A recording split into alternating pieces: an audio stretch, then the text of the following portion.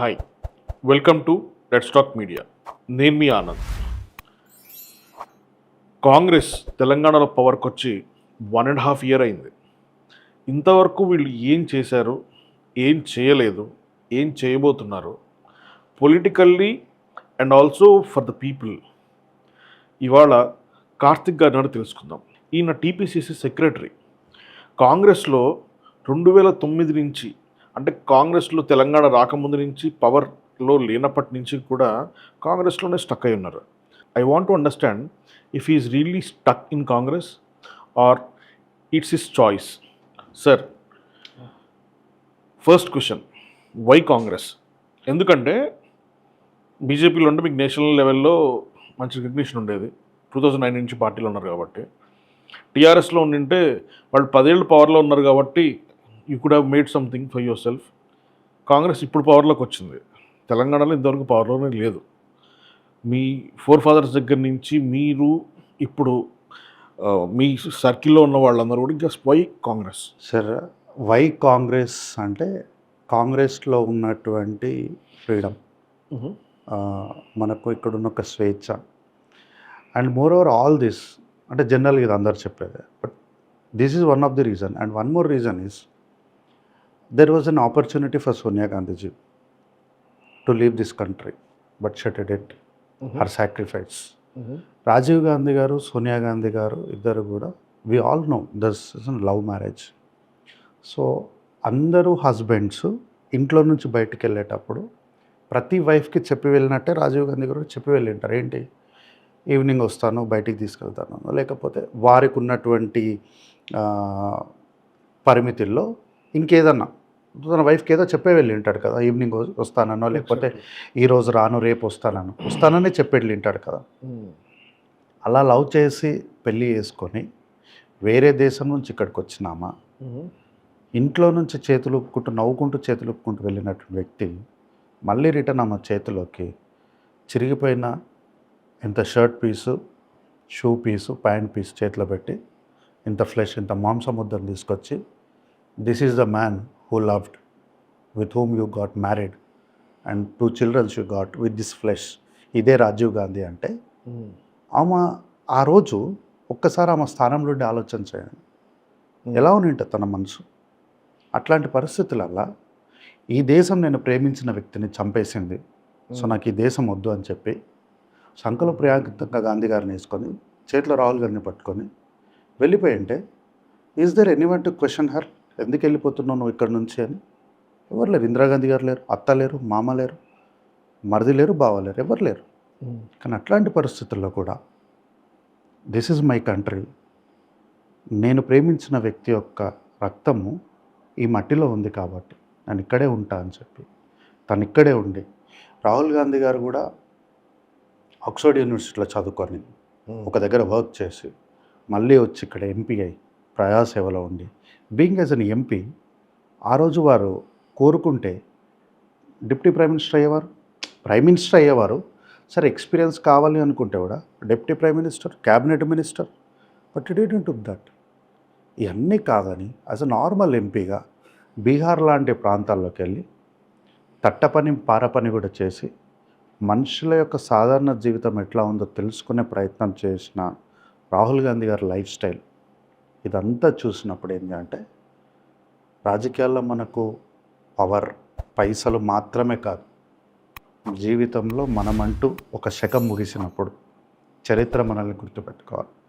That's why the reason still we remember Indira Gandhi, Rajiv Gandhi, we all remember society కోసం right. So అందుకనే Congress party చేసిన త్యాగాల తాలూకు వివరాలు, లేదంటే త్యాగాల తాలూకు ఆనవాలే కాంగ్రెస్ పార్టీలో ఉండిపోవడానికి ప్రధానమైన. అంటే మీరు ఇప్పుడు చెప్పిందంటూ నాకు ఒక్క డౌట్ వచ్చింది సడన్గా. నిజంగానే ఇందిరాగాంధీ గారు లేరు, రాజీవ్ గాంధీ గారు లేరు. కాంగ్రెస్ పార్టీలో ఆ మూమెంట్లో వీళ్ళు కాకుండా వేరే లీడర్స్ ఎంతోమంది ఉన్నారు. ఎస్, ఒక మన దేశస్తురాలు కాని ఆవిడ్ని ఆ మూమెంట్లో పార్టీ పగ్గాల ఆవిడ చేతిలోకి ఎలా పెట్టారు కాంగ్రెస్ పార్టీ వాళ్ళు? దట్స్ వాట్, అదే అంటున్నా. ఇప్పుడు త్యాగం, ఐ అగ్రీ. ఎవ్వరు పెట్టాలి. ఇప్పుడు తను ఆ రోజు నాకు అవసరమే లేదని వెళ్ళిపోయింటే అయిపోయేది. కానీ తను అలా చేయలేదు. She took responsibility. This is my country. ఇంకా నాకు దేశమైనా, ఇల్లైనా, మెట్టినిల్లైనా, పుట్టినిల్లైనా నా జీవితం ఇక్కడే. ఇంకా ఆవిడ అనుకోవడం ఓకే సార్, వీళ్ళు ఎలా అనుకున్నారు అంటున్నారు అంటే పార్టీ. ఎందుకంటే తన దగ్గర ఉన్నటువంటి లీడర్షిప్ కానీ, లేదు అంటే తన ఈ దేశం పట్ల పెంచుకున్న ప్రేమను కానీ, ఇంకోటి ఏంటంటే ఆ రోజు ఉన్నటువంటి పరిస్థితుల్లో సోనియా గాంధీ గారి కాకుండా ఇంకెవరి చేతిలో పెట్టినా బహుశా కాంగ్రెస్ పార్టీ ఈరోజు ఇలాంటి పొజిషన్లు ఉండేది కాదేమో అన్నది నా పర్సనల్ అభిప్రాయం. అంటే కాంగ్రెస్ పార్టీ వాళ్ళు ఇవాళ యాక్చువల్ పొజిషన్ బాగాలేదు. It's okay, fine. But 10 years compare to 2000 అంటే లైక్ 2004 నుంచి 2014 వరకు కాంగ్రెస్ పార్టీ ఒకనొక టైంలో వరల్డ్స్లో third largest powerful women Sonia Gandhi గారు. సో తర్వాత కూడా పివి నరసింహారావు గారు వచ్చారు, ప్రైమ్ మినిస్టర్ అయ్యారు, చాలా వేరే వేరే వాళ్ళ చేతుల్లో లీడర్షిప్ వెళ్ళింది. మరి కాంగ్రెస్ పార్టీని అత్యంత అగాధంలోకి వెళ్ళిపోయిన రోజు no one could pick it up. నాకు ఒక్క డౌట్ సార్, మీరు చెప్తున్నాను బట్టి చాలామంది పిఎంలు అయ్యారు. ఐ థింక్ రాజీవ్ గాంధీ గారు was the last PM from the family, Gandhi family. ఆ తర్వాత లైక్ 30 years 35 years అయిపోయింది. ఆ ఫ్యామిలీ చేతిలో నుంచి పార్టీని ఒక డెమోక్రటిక్గా వేరే వాళ్ళు ఎవరు ఎందుకు తీసుకోలేకపోయారు? పివి నరసింహారావు గారి వల్ల అవ్వలేదు, మన్మోహన్ సింగ్ గారి వల్ల అవ్వలేదు. అది ఆయన కాకపోతే 100 మంది ఉన్నారు. ఓవర్ దిట్టులు, చిన్న చితక మనుషులేం కాదు వీళ్ళెవరో కూడా. వీళ్ళందరినీ వదిలితే అందరూ ప్రైమ్ మినిస్టర్ రేస్లో ఉన్న క్యాండిడేట్సే. ఆ ఫ్యామిలీ చేతిలో నుంచి, పోనీ ఫ్యామిలీ అంటే ఒక 100 మంది ఉన్నారా అంటే లేదు, ఒక తల్లి, ఒక కొడుకు ఉన్నారు, ఒక కూతురు ఉంది, అంతే కదా.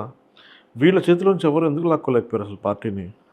అయితే సార్ ఈరోజు లాక్కోవడానికి వాళ్ళ చేతిలో కూడా ఏం లేదు పార్టీ. అంటే బీజేపీ వాళ్ళు, బీఆర్ఎస్ వాళ్ళు ఏదో వాళ్ళ చేతిలో ఉంది ఉంది ఉంది అని వీళ్ళంతా ప్రచారం చేయడం తప్ప, సోనియా గాంధీ గారు పార్టీ ప్రెసిడెంట్ కాదు, సోనియా గాంధీ గారు ప్రైమ్ మినిస్టర్గా లేరు. She's not former prime minister. మీరైనా 30 years నుంచి కాంగ్రెస్ పార్టీ వాళ్ళ చేతిలో ప్రైమ్ మినిస్టర్ అనేది లేనే లేదు, పరిపాలన వాళ్ళ ఇంట్లో లేదు. ఈరోజు ఉన్నటువంటి ప్రెసిడెంట్ ఎవరు? రాహుల్ గాంధీ గారా, ఖర్గే గారు. So what ever the end of the day decision, final decision on document తీసుకోవాల్సింది ఎవరు? ఖర్గే గారే. తెలంగాణలో ఖర్గే గారు ఎలా ఉంటారో కూడా ఎవరు తెలియదు, రాహుల్ గాంధీ అందరికీ తెలుసు. ఎందుకు అంటే being as an Rajiv Gandhi son, being as an Indira Gandhi's grandson, being as an Jawaharlal Nehru's grandson, వాళ్ళు ఈ దేశానికి చేసినటువంటి త్యాగాల తాలూకు రాహుల్ గాంధీ గారిని అంటే గాంధీ ఫ్యామిలీ అనేది బాగా ఫేమస్. అయితే when coming to party lines మీరు చాలాసార్లు చూసి ఉండాలి. రాహుల్ గాంధీ గారిని రెండవసారి ప్రెసిడెంట్గా మీరు తీసుకోండి సార్, మీరు కాకపోతే ఇంకా ఎవ్వరు లేరు ఈ పార్టీని నడిపించలేము అన్నప్పుడు రాహుల్ గాంధీ గారు ఒక మాట అన్నారు, go for election in the party, go for election, let's give the opportunities some others. అప్పుడే కదా శశి థరూర్ గారు, మల్లికార్జున్ ఖర్గే గారు క్యాంపెయిన్లకు వచ్చారు. అన్ని రాష్ట్రాలు కూడా ఈవెన్ ఐఎమ్ ఆల్సో ఓటర్. నేను తెలంగాణ ప్రదేశ్ కాంగ్రెస్ కమిటీలో నేను ఓటర్ని. నేను కూడా నా ఓటు రాహుల్ గాంధీ గారికి వేసి తీర్మానం చేసి పంపించినాం.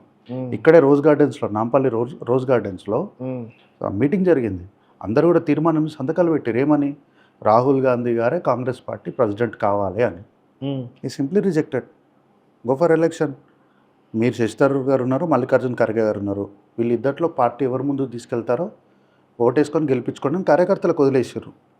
కానీ ఇవాళ తెలంగాణ సీఎంని ఎలక్షన్స్ ఏదో సెలెక్ట్ చేయాలంటే శశి థరూర్ గారు కానీ ఖర్గే గారు కానీ సెలెక్ట్ చేస్తున్నట్టు అనిపించలేదు కదా, రాహుల్ గాంధీ అండ్ సోనియా గాంధీ గారు సెలెక్ట్ చేస్తున్నట్టు అనిపిస్తుంది కదా. అట్లా ఏముండదు సార్. ఏదైనా సరే ఏఐసిసిలోకి వెళ్ళిన తర్వాత దెర్ ఇస్ అన్ సిడబ్ల్యూసిలో నిర్ణయం తీసుకున్న తర్వాతనే ఆల్ అగ్రిమెంట్, మెజారిటీ అగ్రిమెంట్ తీసుకున్నాకని ఏదైనా సరే బయటకు వస్తుంది తప్ప రాహుల్ గాంధీ గారు చెప్పారనో లేకపోతే సోనియా గాంధీ గారు చెప్పారనో ఏం జరగదు.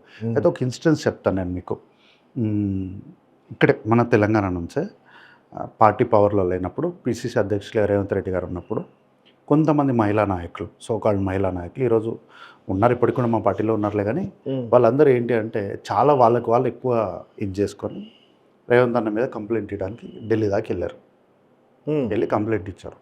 రాహుల్ గాంధీ గారు మొత్తం చూసి ఏమన్నారు, I'm not the president, you please go and meet the president అని అన్నారు. సింపుల్. ఆయన కనీసం దాన్ని విన్నని కూడా రెడీగా లేరు.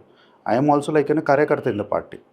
కాకపోతే ఏంటి, మీ అందరికన్నా కొంత ఎక్కువ గుర్తింపు ఉంది కాబట్టి, ఈ పార్టీలో కొంత ఎక్కువ బాధ్యత ఉంది కాబట్టి నేను ఎక్కువ వర్క్ చేస్తున్నాను. మీరెవరు వర్క్ చేస్తారు అంటట్లేదు. అది కొంత మీడియా ఫోకస్ నా మీద ఉంటుంది, అంతకు మించి ఏమి ఉండదు. You please go and meet president అని చెప్పారు. So that is Rahul Gandhi. Rahul Gandhi గారి చేతిలో ఈరోజు ఏదో పార్టీ మొత్తం వారి చేతిలో కీలుబొమ్మలాగా ఉంది అనడం ఏంటి అంటే బీజేపీ పార్టీ చేసి ఒక ఆరోపణ లాంటిదే. ఇన్నాళ్ళు పప్పు అన్నారు, ఇప్పుడు ఆయన చేతిలో పార్టీ కీలుబొమ్మ అంటున్నారు. అంటే ఇంత పెద్ద దేశాన్ని, దేశంలో ఉన్న పార్టీని వారు నడిపిస్తున్నారంటే వారు పప్పు కాదనే కదా. ఈ రెండిట్లో ఏది కరెక్ట్ మీరు చెప్పిన దాంట్లో? పప్పు అన్నది కరెక్టా, ఇంటెలిజెంట్ అన్నది కరెక్టా? సో బీజేపీ ఏంటి అంటే ఈ దేశ ప్రజల్ని ఏదో ఒక రకంగా భావోద్వేగాలపైన అబద్ధాలు ప్రచారం చేసి వాళ్ళ అధికారంలో ఉండాలి. ఎక్కడ కూడా ప్రజలపైన వాళ్ళకు మమకారం లేదు. అధికారం పైన ఉన్నటువంటి మమకారము ప్రజలపైన, ప్రగతిపైన వాళ్ళకి ఇప్పుడు కూడా ఉండదు. So we cannot say that one. అంటే వాళ్ళు పప్పు అనడానికి రీజన్స్ ఏదో ఒక ట్రోలింగ్ మెటీరియల్ దొరుకుతూ ఉంటుంది ఎవ్రీ మంత్. ఆయన స్పీచ్ల్లోనూ, ఆయన మాట్లాడే చోట, ఆయన చేసే పనులలోనూ దాన్ని బేస్ చేసుకుని వాళ్ళు పప్పు అంటున్నారు. జనాలు అది నమ్ముతున్నారని ఏం కాదు. People who are supporting BJP వాళ్ళకి ఇంకొక ఇది దొరుకుతుంది. ఇప్పుడు వాళ్ళు పప్పు అన్నట్టే మోడీ గారిని కొంత మాటలు అంటారు అదర్ పార్టీస్, అంతా కామన్. ఇదంతా కూడా డిక్టేటర్షిప్ అని, మోడీ రాజ్ అని, సంథింగ్ యా. పాలిటిక్స్లో ఈ ట్రోలింగ్ ఇదంతా, ఈ మసాలా లేకపోతే జనాలకు కూడా ప్రాబబ్లీ ఇంట్రెస్ట్ ఉండదేమో. మై క్వశ్చన్ ఈజ్, ఇప్పుడు ఇన్నేళ్ల నుంచి చాలామంది ప్రెసిడెంట్లు మారుతున్నారు. సోనియా గాంధీ గారు కూడా కొన్ని రోజులు పిసిసి ప్రెసిడెంట్గా ఉన్నారు. తర్వాత రాహుల్ గాంధీ గారు కొన్ని రోజులు ట్రై చేశారు. ఎలక్షన్స్ ఓడిపోగానే ఆయన బయటకు వచ్చేసారు. ఖర్గే గారు వచ్చారు. ఇప్పుడు ఏదో మారింది. ఇవాళ కాంగ్రెస్ పార్టీ నేషనల్ వైడ్ ఎలక్షన్లో గెలిస్తే ఖర్గే గారు అవర్ పిఎం క్యాండిడేట్ ఈ స్టిల్ రాహుల్ గాంధీ. ఆయన ఇన్ని రోజులు యాక్సెప్ట్ చేయలేదు అంటే నేను పిఎం మాత్రమే చేస్తాను టైప్లోనే అనిపిస్తుంది జనాలకైతే. నేను పిఎం వచ్చిన రోజున I will wait till then. ఆయన నాకు తెలిసినంత వరకు ఈ మినిస్ట్రీ కూడా చేయలేదు ఇంతవరకు. ఈ one as an MP and పార్లమెంట్లోనే ఉన్నారు. సో ఇవాళ కాంగ్రెస్ పార్టీ పవర్లోకి వస్తే గెలిచే పిఎం క్యాండిడేట్ ఎవరు? రాహుల్ గాంధీని కదా. అట్లా ఇక్కడ కాంగ్రెస్ పార్టీ చెప్పలేదు, అట్లా రాహుల్ గాంధీ గారు ఇక్కడ నేను ప్రైమ్ మినిస్టర్ అవుతానని చెప్పలేదు. ఎవరన్నా ఊహించినారా ఖర్గే గారిని? అంటే అనూహ్యంగా ఖర్గే గారు ఈ దేశ కాంగ్రెస్ పార్టీకి అధ్యక్షులు అవుతారని ఎవరైనా ఊహించారు ఎప్పుడైనా? అందరూ ఏమనుకున్నారు, రాహుల్ గాంధీ పోతారు, రాహుల్ గాంధీ వస్తారు, సోనియా గాంధీ గారు వస్తారు, సోనియా గాంధీ తర్వాత మళ్ళీ రాహుల్ గాంధీ వస్తారు, వీళ్ళిద్దరు కాదంటే ప్రియాంక గాంధీ వస్తారు. ఇంతవరకే అందరూ మాట్లాడింది. ఎవరైనా ఊహించినారా ఖర్గే గారు ఏఐసిసి ప్రెసిడెంట్ అవుతారని? ఎవరైనా 2004లో కానీ 2009లో కానీ మన్మోహన్ సింగ్ గారు ప్రధానమంత్రి అవుతారని ఊహించారా? వీళ్ళందరూ ఏమంటారు, ఆమె ఏదో వేరే దేశం ఆమె కాబట్టి ప్రధానమంత్రి కాలేదు అని అంటున్నారు. ప్రధానమంత్రి కావాలంటే క్రైటీరియా ఏంటి criteria? Being a member of parliament. Member of parliament is first criteria, అంతే కదా. సో మెంబర్ ఆఫ్ పార్లమెంట్ అయిన వాళ్ళు ఏమవుతారు? క్యాబినెట్ మినిస్టర్ అవుతారా? Prime minister also is a cabinet minister. when we head of cabinet basically అంతేనా? when we count the cabinet ministers, prime మినిస్టర్కి 1 అని వేస్తాం అంతే. లేదు కాదు నేను క్యాబినెట్ ప్రైమ్ మినిస్టర్కి 9 అని వేస్తానంటే కూడా ఎవరు నో అని చెప్పరు కదా. సో మెంబర్ ఆఫ్ పార్లమెంట్ అయినప్పుడు లేని అబ్జెక్షను ప్రైమ్ మినిస్టర్ అయితే అంటే ఏం అబ్జెక్షన్ ఉందో నాకు అర్థం కాలేదు. సో ఏంటి అంటే ఆమె వేరే దేశమామ కాబట్టి ప్రైమ్ మినిస్టర్ కాలేదు అన్నది అబద్ధం. అంటే ప్రైమ్ మినిస్టర్ చేయాలంటే that becomes head of state.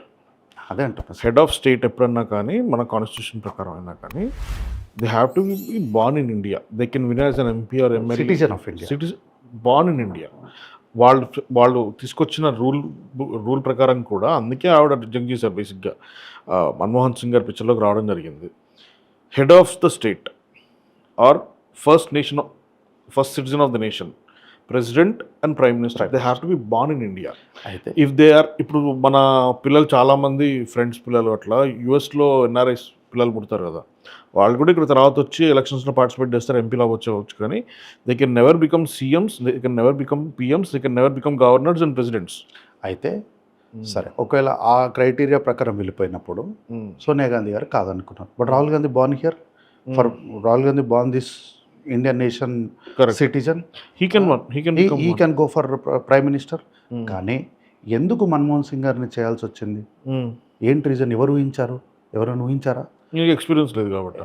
Experience Rahul Gandhi గారికి లేదని కాదు, అప్పుడున్నటువంటి పరిస్థితుల్లో 2004లో ఉన్నటువంటి పరిస్థితుల్లో ఈ దేశానికి సమర్థమైనటువంటి నాయకత్వం కావాలి, ఫినాన్షియల్గా ఈ దేశాన్ని నిలబెట్టే వాళ్ళు కావాలి. తర్వాత is like financial scientist Manmohan Singh గారు. అవును.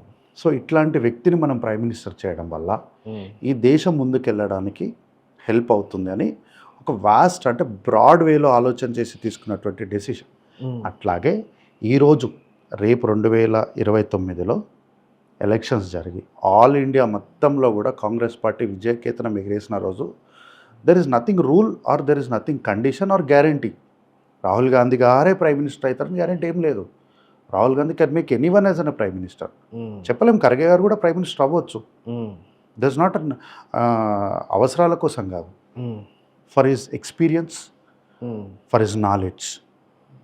చెప్పలేం, ఎవరైనా అవ్వచ్చు కాంగ్రెస్ పార్టీలో. సరే, ఇవాళ నరేంద్ర మోడీ గారు పిఎం ఉన్నారు, ఆయన టర్మ్ అయిపోయినట్టే ఉంది. నెక్స్ట్ ఎలక్షన్స్లో ఆయన ప్రాబబ్లీ పార్టిసిపేట్ చేస్తారో లేదో తెలియదు. బీజేపీలో పిఎం క్యాండిడేట్ ఎవరు అనుకుంటున్నారు మీరు? అయిపోయింది సార్, బీజేపీ ఇంకా పిఎం క్యాండిడేట్ అని కాదు మనం మాట్లాడాల్సింది. బీజేపీ పార్టీ నెక్స్ట్ గెలుస్తుందా అనే క్వశ్చన్ అనేది మనం రేజ్ చేసుకోవాలి. ఈరోజు వాళ్ళు ఏమంటున్నారంటే బీజేపీ పార్టీ దేశమంతా మేము సాఫ్రాన్ని స్ప్రెడ్ చేసేస్తున్నామని అంటున్నాం. But mark my this words in this podcast. ఈరోజు నేను అంటే గతంలో కూడా నేను చాలాసార్లు నేను ప్రెడిక్ట్ చేసినాయి, 100% అని చెప్పాను కానీ 90 to 95% ఇస్ కరెక్ట్. 2023 కన్నా జరిగిన ఎలక్షన్లో కాంగ్రెస్ పార్టీ ఏడుంది అన్నప్పుడు నేను చాలామందితో చెప్పాను, ఈ రాష్ట్రంలో కాంగ్రెస్ పార్టీ గెలుస్తుంది, రేవంత్ రెడ్డి గారు సీఎం అవుతున్నారు చూడండి అని ఛాలెంజ్ చేసిన. నేను చాలామందికి చెప్పా కూడా, వాకిట్ శ్రీహరి గారు మంత్రి అవుతారని వారు ఎమ్మెల్యే గెలవక ముందు కూడా చెప్పినాను నేను. Today is minister. అట్లా ఏంటి అంటే 2029 తర్వాత బీజేపీ పార్టీ తన రాజకీయ ప్రయాణాన్ని ఎక్కడ మొదలుపెట్టిందో వచ్చి అక్కడే కూర్చుంటా. Might not be in 29 but after 5 years. అంటే ఎప్పటికైనా ఇది కంటిన్యూస్గా జరిగే ఎలక్షన్స్ కాబట్టి ఒక పార్టీ ఓడిపోవడం, ఒక పార్టీ గెలవడం జరుగుతాయి. ఓడిపోవడం గెలవడం కాదు, ఎక్కడ మొదలు పెట్టారో అక్కడికి వచ్చి కూర్చుంటారు అంటున్నా. అంటే ఏంటి, ఏ 2 సీట్లతో అయితే పార్లమెంట్లో వాళ్ళ ప్రయాణాన్ని మొదలుపెట్టారో మళ్ళీ అదే 2 సీట్లకు వాళ్ళు పరిమితం అవుతారు. That's how Congress is going to rise in this country. ఎందుకంటే భారత్ జోడో యాత్ర చేయడం వల్ల టెక్నికల్గా బీజేపీ పార్టీని కాంగ్రెస్ పార్టీ ఓడగొట్టేసింది. ఓకే, ఎలా 2024 జరిగిన ఎలక్షన్స్లో టెక్నికల్గా ఓడగొట్టేసింది. 400 బార్ అన్నారు. How many seats they got we know. If there is no 2 clutches, N square, Nara Chandrababu Naidu garu, Nitish garu, వీళ్ళిద్దట్లో ఎవరొకరు లేకపోయినా what is the position of BJP party today? కొన్ని కాంగ్రెస్ యునానిమస్గా గవర్నమెంట్ ఫామ్ చేసే కెపాసిటీలో ఉందా? 100%. 2029లో కాంగ్రెస్ పార్టీ నేరుగా గవర్నమెంట్ ఫామ్ చేసే కెపాసిటీకి వస్తుంది. ఎందుకంటే కాదు sir, 2029 is very far now. మన బీజేపీ గెలవలేదు, కరెక్ట్. కాంగ్రెస్ కూడా గెలవలేదు. కాంగ్రెస్ కూడా గెలవలేదు. నేను ఏమంటున్నా, మీరు 400 బార్ అన్నారు కదా, 400 అన్న బార్ అన్నదాన్ని ఎక్కడ వరకు తీసుకొచ్చింది Congress party? How many seats you one? 292 something ఏమో గెలిచారు అంతే కదా. 400 నుంచి మీరు గెలిచిన సీట్లకు వీళ్ళందరితో కుటుంబాలు ఉన్నాయి కదా ఆల్రెడీ. వీళ్ళ ఏరియాలో పార్టిసిపేట్ చేయలేదు కదా ఎలక్షన్స్లో. ఇప్పుడు ఆంధ్రాలో చంద్రబాబు నాయుడు గారి ఇంట్లో కూటమితోనే కొంతమంది బీజేపీ క్యాండిడేట్లు గెలిచారు. ఇప్పుడు బీజేపీ అంటే మనం ఇప్పుడు బీజేపీ అంటే ఏంది, కూటమిలో ఉన్న వాళ్ళందరినీ కలిపే కదా బీజేపీ అంటాం మనం. అవును, అలాగే కదా గెలిచారు. సో వీళ్ళందరూ కలిసిన ఎంపీలనే 400 బార్ అంటారు అంతే. ఇప్పుడు కాంగ్రెస్ ఇప్పుడు కూటమిలో పెట్టుకోలేదా? పెట్టుకోదా? ఉంది. ఇప్పుడు కూడా ఇండియా అలయన్స్ అలానే ఉంది. నేను అందుకే ఏమంటున్నా, వీళ్ళు ఎట్లా అయితే అంటే 2024లో గవర్నమెంట్ థర్డ్ టైం ఫామ్ అవడానికి జస్ట్ ఓన్లీ లక్. ఈ లక్ ఎప్పుడు పనిచేయదు. హార్డ్ వర్క్ ఒకసారి కాకపోతే ఒకసారి పనిచేస్తుందేమో అని. మీకు లాస్ట్ 3 సార్ల నుంచి పనిచేయలేదు కదా. అందుకంటే లాస్ట్ 2 times మేము ఓడిపోయినాము. అందులో పార్టీలో ఉన్నటువంటి అనేకమైన లీడర్షిప్ కారణాలకు I will definitely accept. But 24లో జరిగిన ఎలక్షన్స్ని ఐ కెనాట్, నేను ఓటమిగా చూడను. ఓకే, నేను డెఫినెట్గా విన్నింగ్ షాట్గానే చూస్తాను. ఎందుకంటే వేర్ ఇస్ కాంగ్రెస్ పార్టీ అని ఎంత హేళనగా మాట్లాడుతుండే. 40 మంది లేని ఎంపీల దగ్గర నుంచి ఈరోజు 100 మంది ఎంపీలు ఉన్నారు. లీడర్ ఆఫ్ అపోజిషన్ ఎక్కడ అంటే కనిపించకపోతుండే. Even Rahul Gandhi or whoever it maybe leader of opposition ఎక్కడంటే కనిపించకపోతుండే. But today there is strong leader of opposition. ఇప్పుడు జనతా పార్టీలో కూడా ఇద్దరే కదా సార్ అప్పుడు క్యాండిడేట్లు, ఎంపీ అదే క్యాండిడేట్లు. ఆ రోజు నుంచి ఈ రోజున మరి నేను అదే థర్డ్ టర్మ్ చేస్తున్నారు వాళ్ళు కూడా. నేను అదే అంటున్నా, వాళ్ళు ఈరోజు ఏదైతే మేము దేశమంతా సాఫ్రాన్గా మార్చేస్తాము అని ప్రగల్భాలు పలుకుతున్నారో ఆ ప్రగల్భాల నుంచి వాళ్ళ ప్రయాణం ఎక్కడైతే మొదలుపెట్టినారో అంటే 2 సీట్లు, ఆ 2 సీట్లకే త్వరలో పరిమితం చేసి వాళ్ళని మళ్ళీ ఎక్కడ మొదలుపెట్టినారో అక్కడికే తీసుకొచ్చే బాధ్యత కాంగ్రెస్ పార్టీగా మేము తీసుకున్నాం already. We are on that work. మీ దగ్గర అంత ఇన్ఫ్రాస్ట్రక్చర్ ఉందంటారా? ఉంది. కాంగ్రెస్ పార్టీ బీజేపీ పార్టీ 2 సీట్లకు పరిమితం చేయగలిగినంత కెపాసిటీ, అంత ఇన్ఫ్రాస్ట్రక్చర్, డెవలప్మెంట్, కావాల్సినటువంటి వనరులు అన్నీ కూడా కాంగ్రెస్ పార్టీ దగ్గర ఈరోజు ఉన్నాయి. ఈరోజు కాంగ్రెస్ పార్టీ చాలా స్ట్రాంగ్ ఉంది, చాలా అంటే చాలా స్ట్రాంగ్ ఉంది. కానీ లెట్స్ చేస్తే మన తెలంగాణలోనే 1.5 year అయింది. జనాల దగ్గర నుంచి భయంకరమైన అపోజిషన్ ఉంది కదా ఆల్రెడీ. ఎంత అపోజిషన్ ఉందో అంత సపోర్ట్ కూడా ఉంది. అవును, కానీ అపోజిషన్ కన్నా సపోర్ట్ ఎక్కువ ఉండడం వల్లే కదా గెలిచారు.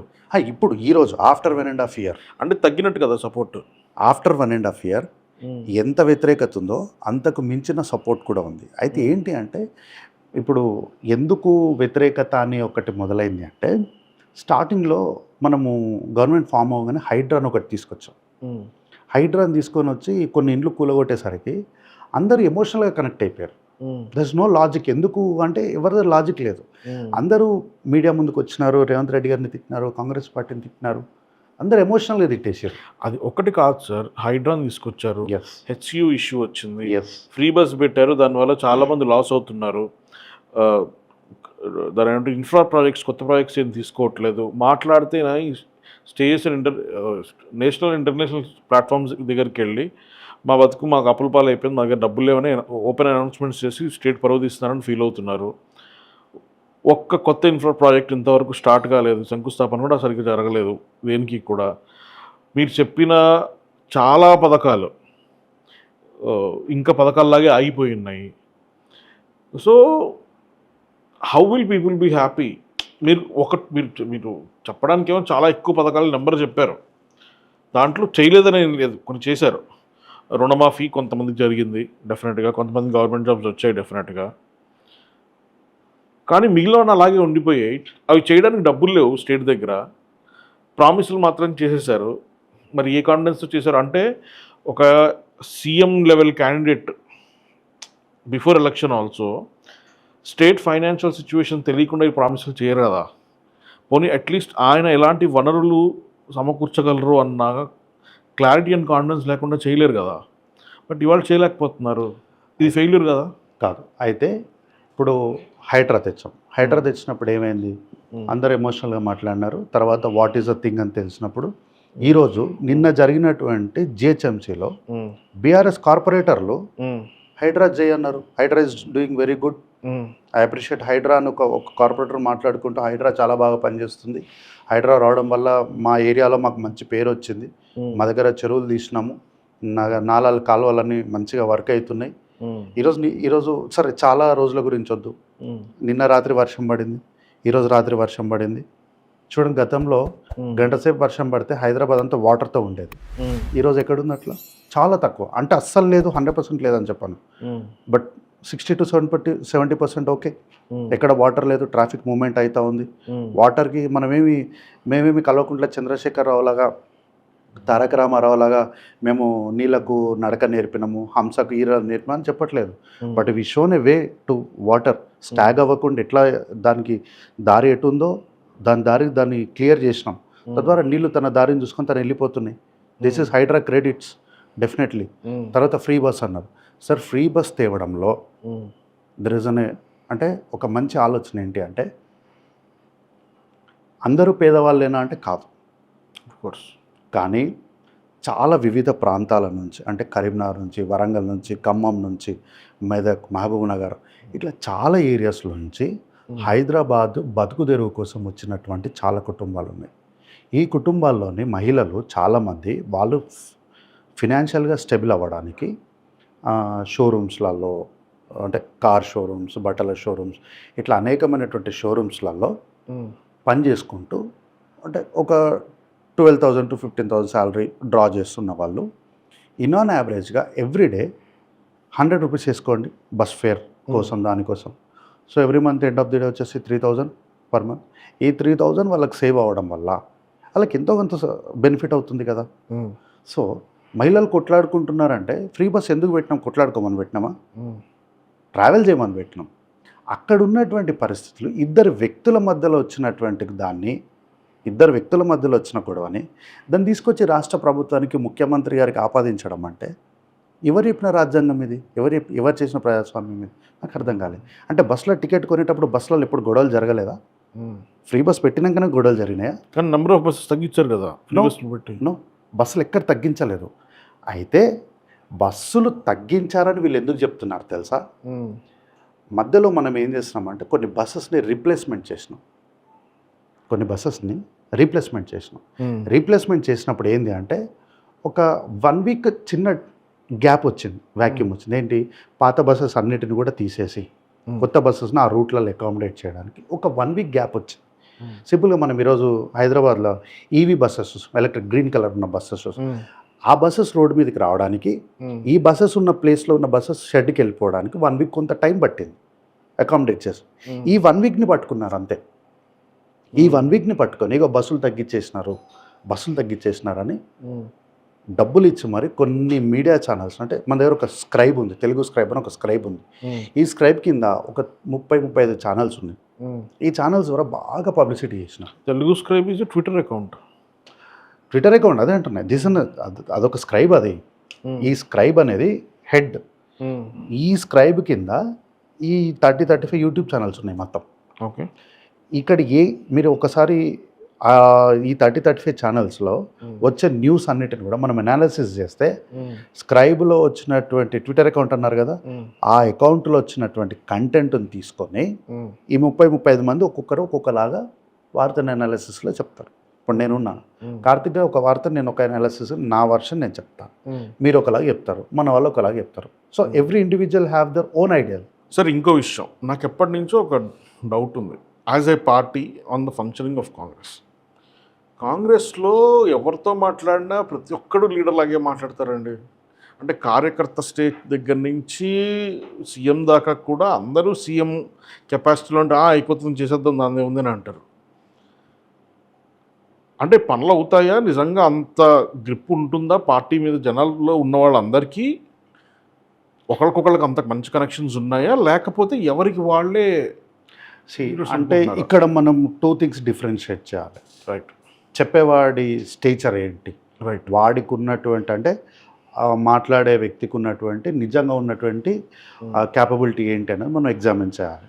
ఎస్, నిజంగా కాంగ్రెస్ పార్టీలో ఈవెన్ కార్యకర్త ఈజ్ ఆల్సో అనే సీఎం. కార్యకర్త కూడా సీఎం లాగా ఉంటారు. అట్లాంటప్పుడు ఎందుకు ఉంటారంటే ఇక్కడ వర్క్షాప్లో, అంటే కాంగ్రెస్ పార్టీ వర్క్షాప్లో ఇచ్చే కాన్ఫిడెన్స్ అది. అంటే ఏంటి? ప్రజలకు మనం మంచి చేయాలన్నప్పుడు యూ ఫస్ట్ మనం కాన్ఫిడెంట్గా ఉండాలి, దానిపై నాలెడ్జ్ ఉండాలి. ఈరోజు చూడండి, ఏ మంత్రి దగ్గరికనండి, ఏ ఎమ్మెల్యే దగ్గరికనండి, ఈరోజు సీఎం గారిని, అంటే నేను ఒక కాన్స్టిట్యున్సీలో ఒక మండల్ పార్టీ ప్రెసిడెంట్తో మాట్లాడుతుండే ఒకసారి వేరే ఒక ప్రోగ్రామ్కి వెళ్ళినప్పుడు నేను సీఎంని మొన్న కలిసిన అది ఇదని మాట్లాడుతున్నాను. అంటే ఏంటంటే ఒక మండల్ పార్టీ ప్రెసిడెంట్స్ కూడా ఈరోజు సీఎం గారిని కలవడానికని ఈజీ యాక్సెస్ ఉంది. గత ప్రభుత్వంలో చూస్తే మంత్రులు సైతము సీఎం గారిని కలవాలి అంటే ప్రోటోకాల్స్ అని అయ్యని 100 అడ్డం చెప్పేవాళ్ళు. ఈరోజు అవి లేవు. సో కాంగ్రెస్లో ఫ్రీడమ్ ఉండేది కరెక్టే, కానీ ఈ కాన్ఫిడెంట్గా నేను పని చేసేస్తా అయిపోతుందని చెప్పేవాడి యొక్క స్టేచర్ ఏంటి, అక్కడ ఉన్నటువంటి రిలేషన్షిప్స్ ఏంటి అనేది మనమే ఎగ్జామిన్ చేసుకోవాలి. వాడు చెప్పాడు కదని చెప్పేసి మనం గుడ్డెదిల్లి చేతిలో పడినట్టు మనం మొత్తం తీసుకెళ్ళి వాడి చేతిలో పెట్టేసి తర్వాత వాడు చేయలేదు అని అంటే అది ఒక రకంగా మనము ఇబ్బందుల్లో పడే పరిస్థితులు. కాబట్టి ఏంటంటే కార్యకర్తలు మంత్రుల దగ్గర యాక్సెస్ ఉంటుంది, వెళ్ళవచ్చు, మాట్లాడవచ్చు, విషయం చెప్పొచ్చు. చెప్పినప్పుడు మంత్రులు ఆ విషయాన్ని తీసుకొని వీలైనంత వరకు చేయడానికి యాక్సెప్ట్ చేస్తూ ఉంటారు. కానీ చెప్పిన ప్రతి మాటను కూడా ఎంతవరకు కరెక్ట్గా చెప్తున్నాడు చెప్పే వ్యక్తి అనేది మనమే ఎగ్జామిన్ చేసుకోవాల్సిన పరిస్థితి ఉంటుంది. ఇంకొకటి, ప్రతి పొజిషన్కి కూడా ఇద్దరు ముగ్గురు లీడర్లు ఉంటారు. అండ్ నాకు అనిపించిన ఇంకొక విషయం ఏంటంటే ఇప్పుడు కేసీఆర్ గారు ఉన్నారు, ఆయనకి హాల్మార్క్ ప్రాజెక్ట్ అంటే కాళేశ్వరం ప్రాజెక్ట్ లాంటిది చెప్తారు. కాంగ్రెస్ పార్టీ ఇంతవరకు అట్లాంటి ఇన్ఫ్రా ప్రాజెక్ట్ కానీ అట్లాంటి సెటప్ కానీ ఏది చేయలేదు. అండ్ ప్రభుత్వ భూములు వాళ్ళు అమ్మారు, మీరు అమ్ముతున్నారు. అమ్మడం ట్రై చేసిన ప్రతిసారి ఒక ఇష్యూ అవుతుంది. అసలు దీన్ని ఎలా చూడాలి జనాలు? అంటే పార్టీకి జనాల పల్స్ తెలియట్లేదా? అయితే కేసీఆర్ గారు కాళేశ్వరము అని అంటే 70% ఆఫ్ కంప్లీట్ అయినటువంటి వర్క్ని ఆయన కూడా వచ్చి 2014 ఏం మొదలుపెట్టలే. ఆఫ్టర్ లాంగ్ టైం 2017-18 తర్వాత 70% కంప్లీట్ అయిన వర్క్ని రీడిజైన్ చేసి డాక్టర్ బిఆర్ అంబేద్కర్ సుల్లాశ్రవంతి చెవెల లిఫ్ట్ ఇరిగేషన్ ప్రాజెక్ట్కి రీడిజైన్ చేసి తుమ్మిడిహట్ దగ్గర కట్టాల్సినటువంటి ప్రాజెక్ట్ని వాళ్ళు రీడిజైన్ చేసి తీసుకొచ్చి మేడి దగ్గర కట్టారు. ఎన్ని రోజులకు జరిగింది అది? ఆఫ్టర్ 2018-19లో జరిగింది అది. సో ఇప్పుడు కాంగ్రెస్ పార్టీ రాగానే ఏంటి మీరు ఏం ప్రాజెక్ట్ కట్టారు అని అంటే, ప్రభుత్వం వచ్చి ఎన్ని సంవత్సరాలు అయింది? 1.5 year అయింది. 1.5 year అయింది. కానీ చూస్ చేసుకుని ఉండాలి కదా ఇప్పటికే. We have the projects. ఇప్పుడు మనం దాన్ని చేయడానికని ఇప్పుడు మొన్న ముఖ్యమంత్రి గారు వెళ్ళి నల్గొండ జిల్లా వేములవాడ దగ్గర ఒక ప్రాజెక్ట్కి శంకుస్థాపన చేసి వచ్చారు. అది ఇప్పుడు శంకుస్థాపనలు చేయగానే మనకు పేర్లు రావు, అది పూర్తి అయితే వస్తాయి. సో పూర్తి అయినప్పుడు ఏంటి, నాణ్యతతోనూ పూర్తి చేయాలి. కాంగ్రెస్ పార్టీ ఏమీ చేయలేదా అంటే, కాంగ్రెస్ పార్టీ ఏమీ చేయకుండానే మనకు ఔటర్ రింగ్ రోడ్ వచ్చిందా? ఈరోజు కేటీఆర్ గారు డ్రోన్ షాట్లు లేపి ఫోటోలు కొట్టి ఓకే ఔటర్ రింగ్ రోడ్ ఇంత అందంగా ఉంది అని చూపిస్తున్నాడు. ఏం చేశారు కేటీఆర్ గారు? అసలు ఔటర్ రింగ్ రోడ్కి కాంగ్రెస్ పార్టీకి సంబంధం ఏంటి సార్? నాకు అర్థం కాదు. జనరల్గా ఈ సెంట్రల్ గవర్నమెంట్ ప్రాజెక్ట్ కదా. No Nehru outer ring road అనేది పూర్తిగా కాంగ్రెస్ పార్టీ హయాంలోనే దాన్ని పూర్తి చేయడానికి కాంగ్రెస్ పార్టీ పూర్తి బాధ్యత. రాజశేఖర్ రెడ్డి గారు. రాజశేఖర్. ఓకే, ఇది మనము క్రెడిట్ అంతా స్వార్థంగా మనమే తీసుకుంటామా అంటే రాజకీయాల్లో కొన్నిసార్లు కుదరదు. ఎస్, డెఫినెట్లీ ఇది ప్రభుత్వ నిర్ణయము. చంద్రబాబు నాయుడు గారు దీనికోసం రూట్ మ్యాప్ వేసినారు. దానికి పార్టీలకు అతీతంగా రాజశేఖర్ రెడ్డి గారు వచ్చారు, దాన్ని పూర్తి చేసినారు. సో ఆబ్వియస్లీ ఎవరి హయాంలో పూర్తయిన దానికే క్రెడిట్ వస్తుంది. కరెక్ట్. సో అట్లా మాట్లాడితే మెట్రోకి పునాది వేసింది ఎవరు? కాంగ్రెస్ పార్టీయే కదా. మరి ఇప్పుడు కేసీఆర్ గారు ఆ రోజు ఏమన్నారు? ఏ రక్తం ఏర్లై పారాలే, మెట్రోను అసలు రానియము అన్నారు. మరి ఈరోజు మీరు క్రెడిట్ తీసుకుంటున్నారు కదా. కాబట్టి కానీ ఆ టైంలో ఒక్క పిల్లలు కూడా పడలేదు కదా సార్ అప్పటికి. అదే అంటున్నా నేను ఔటర్ రింగ్ రోడ్కి దీనికి కంపారిజన్ అందుకే చెప్పిన. ఆ రోజు చంద్రబాబు నాయుడు గారు ఈ నిర్ణయం తీసుకున్నప్పుడు కాంగ్రెస్ పార్టీ ఏమన్నది, విధానపరమైనటువంటి అంశాలపైనే దీన్ని ఎట్లా చేయాలని నిర్ణయాత్మకమైనటువంటి సలహాలు ఇచ్చినాం, కానీ ఇక్కడ అడ్డుకునే ప్రయత్నం చేయలేదు. కానీ కల్వకుంట్ల చంద్రశేఖరరావు గారు అసలు మెట్రోనే ఉండకూడదు, మెట్రో వల్ల సర్వనాశనం అయిపోతుంది హైదరాబాదు, రక్తం ఏర్లై పారాలని ఓల్డ్ సిటీలో మాట్లాడలేదా? మరి ఏర్లై పారాలని మాట్లాడినటువంటి మీరు కాంగ్రెస్ పార్టీ తీసుకొచ్చినటువంటి సబ్మిట్ చేసినటువంటి డిపిఆర్లపైనే కదా మీకు ఏదైనా సరే శాంక్షన్స్ వచ్చినాయన్నీ కూడా మీ హయాంలో నిర్మించారు అంతే. దీనికి మొత్తం రూపకల్పన మేమే చేసినామని, ఇది మా వల్లనే వచ్చిందని చెప్పి ఈరోజు క్రెడిట్ అంతా మీ లోపల వేసుకుంటున్నారు కదా. సో ఈరోజు రాష్ట్రంలో ఉన్నటువంటి ప్రతి అంశం కూడా కాంగ్రెస్ పార్టీ నేతృత్వంలో తీసుకున్నది. ఈరోజు కాళేశ్వరం అని మాట్లాడుతున్నారు.